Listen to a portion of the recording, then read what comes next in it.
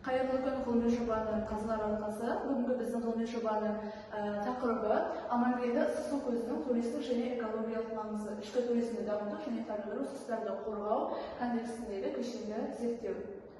Жалпы тақырыптың өзектілігі қазіргі таңдағы Қазақстандағы ішкі туризмді дамыту және табиғи ресурстарды қорғау мәселесі өте маңызды.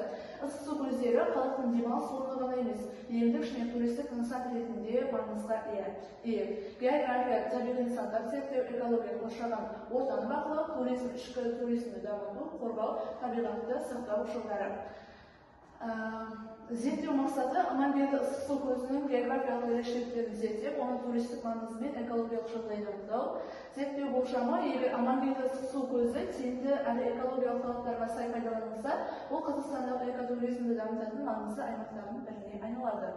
Зерттеу міндеттері біріншіден ыстық су көздерінің пайда болу себептерін зерттеу, екіншіден географиялық орнын анықтау және табиғи ерекшеліктерін сипаттау, үшінші туризмді дамытудағы рөлін зерттеу, төртінші экологиялық мәселелерін анықтау және табиғатты қорғау жолдарын ұсыну.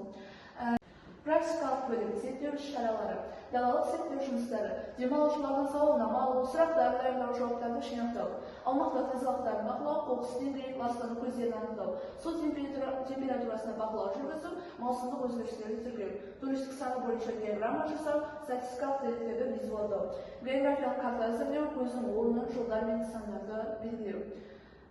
Ұсыныстар туризмді дамыту жолдары, экологиялық талаптарға сай, инфрақұрылым құру, экотропалар мен демалыс аймақтарын назар аударғандарыңызға рахмет, сау болыңыздар.